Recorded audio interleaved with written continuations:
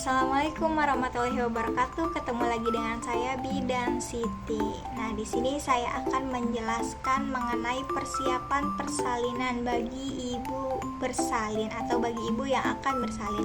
Biasa saya berpanduan dengan buku KIA tahun 2023. Nah, langsung saja ke pembahasannya tanpa menunggu berlama-lama lagi. Nah, yang pertama, apa sih yang harus disiapkan?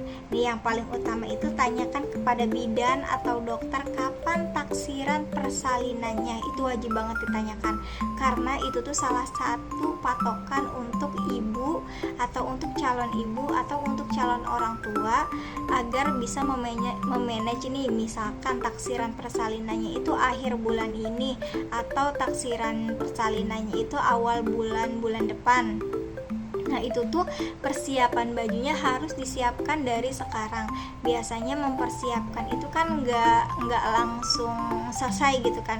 Mungkin kayak misalkan persiapan baju bayi itu berapa yang dibawa, misal 3 setel nih bajunya. Nah, terus popok berapa setel, 3 setel. Nah, terus baju ibu 2 setel, misal kayak gitu. Nah, terus dot bayi atau susu bayi jika digunakan, tapi kalau misalnya enggak juga nggak apa-apa. Nah, terus misalkan ada samping berapa, samping 3 atau samping 4, nah itu wajib banget, takutnya nanti darahnya banyak. Nah, kayak gitu kan. Nah, terus setelah ibu tahu nih taksiran persalinannya kapan, jadi 1 bulan sebelum ibu bersalin itu sudah menyiapkan di dalam tas, biar nanti kalau misalkan amit-amitnya ada pecah ketuban atau ada mulas mendadak itu, atau misalkan ada kontraksi, itu ibu bisa langsung membawa tas itu ke tempat persalinan gitu. Nah, terus yang kedua, suami atau keluarga mendampingi ibu saat pemeriksaan kehamilan. Jadi kalau misalkan mau bersalin, itu ibu tuh udah harus menunjuk, jadi siapa nih yang akan mendampingi saya saat mau lahiran. Jadi udah waspada dari awal kayak gitu, dari jauh-jauh hari. Tapi ibu juga harus mandiri. Jadi kalau misalkan di rumah nggak ada siapa-siapa, ibu udah mules nih misal, atau udah pecah ketuban, ya udah bawa aja tasnya langsung ke bidan gitu. Nah, kalau misalnya sekarang kan ada aplikasi online yang yang bisa menghandle ya, kapan aja bisa kan. Misalnya tengah malam juga nggak apa-apa, langsung aja pergi ke bidan atau pencet bel di rumah bidan, itu kan boleh banget tuh. Nah, terus yang ketiga, persiapkan tabungan atau dana cadangan untuk biaya persalinan dan biaya lahiran.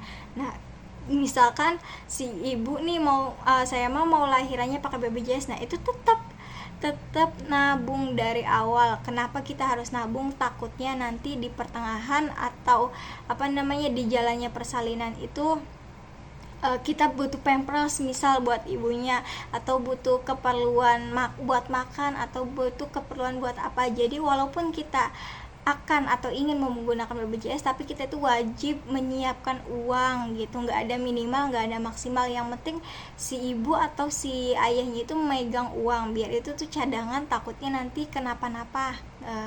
Walaupun emang itu nggak ada planning ya, nggak ada dugaan nih kalau misalkan ada apa-apa gitu, tapi harus nabung, itu wajib banget.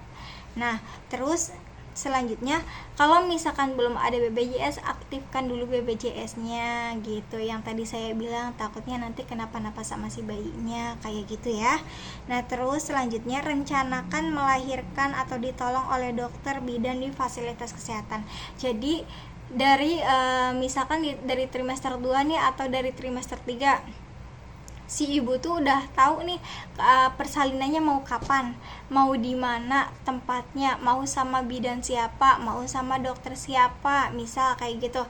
Terus persalinannya itu mau di bidan atau mau di rumah sakit, itu udah direncanakan dari pertengahan atau menjelang trimester 3, itu udah wajib. Jadi biar nanti nggak bingung, nanti perginya kemana ya, nanti kemana nih, biar nggak bingung.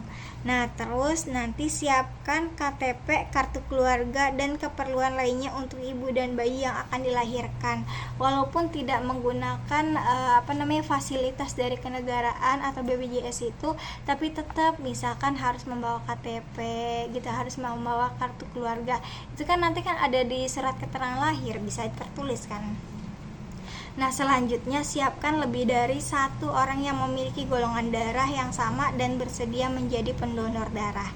Jadi kalau misalkan mau lahiran itu sebisa mungkin harus menyiapkan orang untuk pendonor. Takutnya nanti amit-amitnya ada perdarahan atau ada hal yang tidak diinginkan pada saat mau lahir. Jadi antisipasi aja kayak gitu ya. Jadi kalau misalnya golongan darah ibu A, misal siapa ya yang yang akan bersedia nantinya buat mendonor, tapi nggak semua yang lahiran itu butuh pendonor, enggak ya, itu mah buat wanti-wanti aja. Nah, terus selanjutnya suami, keluarga, dan masyarakat menyiapkan kendaraan jika sewaktu-waktu diperlukan.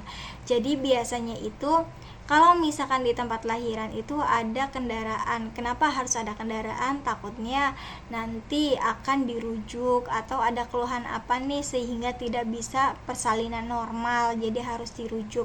Nah, kalau dirujuk itu perlu kendaraan kayak gitu. Nah, terus pastikan ibu hamil dan keluarga menyepakati amanat persalinan dalam stiker P4K dan sudah ditempelkan di depan rumah ibu hamil. Nah, biasanya di buku kaya itu terdapat stiker kayak gini. Nah, stiker ini itu buat apa sih? Ini tuh jangan dibuang. Ini itu buat buat mengetahui atau memperjelas bahwa di rumah ini itu ada ibu hamil. Jadi si bidan itu nantinya bisa mengontrol, oh ini nih ada ibu hamil, soalnya ada stiker hamil. Nah, kalau misal stikernya dibuang nanti bidannya bingung gitu. Nah, terus selanjutnya rencanakan ikut keluarga berencana KB setelah bersalin. Tanyakan ke petugas kesehatan tentang cara ber-KB. Jadi kalau misalkan sudah sudah lahiran nih, udah masa nifas, nah wajib di KB. Atau kalau misalkan mau aku mah nggak pengen nunda-nunda, aku mah nggak pengen KB, ya udah itu mah dibalikan lagi sama pihak ibu sama pihak suaminya kayak gitu gimana. Tapi yang jelas harus ada jeda antara anak yang pertama, anak kedua, dan anak selanjutnya. Biar apa? Biar nanti pertumbuhan si anak yang baru lahir itu tidak terhambat, tidak kasih sayangnya tidak terbagi, misal kayak gitu, kebutuhan nutrisinya aman, kebutuhan psikisnya aman, ibunya aman. Jadi kalau misalkan udah lahir itu nggak semua selesai, jadi masih ada psikologis ibu harus harus ditata dengan baik biar tidak baby blues, misal kayak gitu.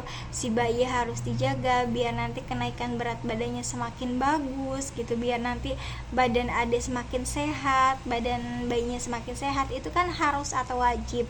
Jadi kalau misalkan ada yang mau lahiran itu jangan memperdulikan anaknya aja. Misal nih ada yang mau ngejenguk nih, ya udah ngejenguk anaknya aja, terus ibunya nggak ditanyain, misal kayak gitu, itu kan jadi bumerang buat si ibu. Takutnya nanti ibunya ngerasanya, kok saya udah nggak disayang lagi ya sama si suaminya, kok saya udah nggak dicariin lagi ya sama keluarganya, terus nggak dicariin lagi sama tetangganya, misal kayak gitu. Jadi dukungan buat semuanya. Kalau misalkan setelah ngelihat orang bersalin atau lagi lagi ngejenguk itu, tolong itu bilangin tuh ibunya kayak gitu loh. Jadi deketin dulu ibunya, jangan sampai ibunya itu terabaikan.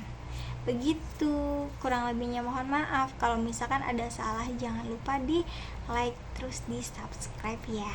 Kalau misalkan ada yang mau ditanyain apa-apa di komen aja, sebisa mungkin kalau aku ada waktu aku akan jawab. Dadah, makasih banyak. Assalamualaikum warahmatullahi wabarakatuh.